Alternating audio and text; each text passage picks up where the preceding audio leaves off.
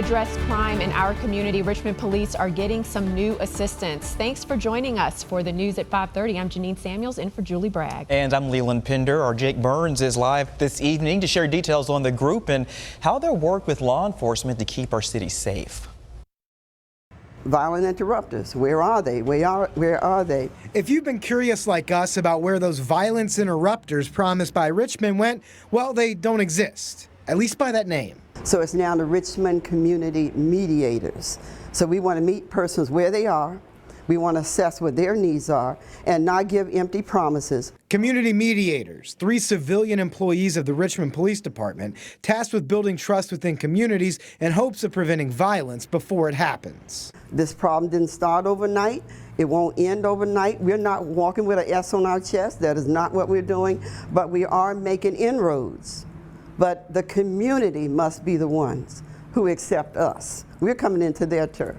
Dr. Gwen Andrews is the leader of her team of 3 right now. She says they've been on the streets since October, recently responding to the mass shooting following a Richmond high school graduation. When we showed up, it was chaotic. And we were able to dispatch one another, and decide who's going to go to the waiting rooms, who's going to be out here with our young brothers and sisters who are emotionally upset. It's been almost a year and a half since Mayor LeVar Stoney announced the grant to hire this team. Officials say their candidates went through 5 rounds of interviews and extensive training to do this work. We're about mediation, building bridges, and meeting people where they are, giving them the support they need. And based on those needs, we are searching for resources for them. Some it may mean, getting persons out of town for a moment, or it may in fact mean getting some counseling. See, it's all about trust. If I can't trust you, I'm not going to share. While the mediators are employed by the police department, they're quick to point out they're a separate thing, not sworn officers beholden to investigators. We're not snitches. We're not agents of the police. We're not taking any information back.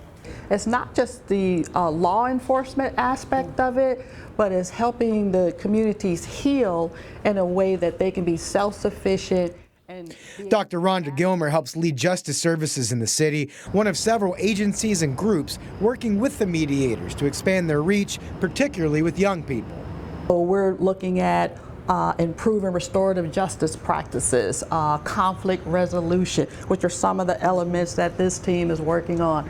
We want to help build citizenship, taking care of each other. If I'm empowered to learn something different than the narrative that's been placed before me, then it's a strong probability through our outreach efforts that we can see a different young adult as an end product.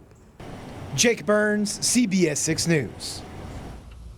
We want to hear your voice on what you think it will take to stop gun violence. We're holding a town hall tomorrow night to discuss possible solutions. All the details are on your screen. Now, while reservations for the in-person event are full, we will be streaming it on our Facebook page live, and you can submit your questions there in real time.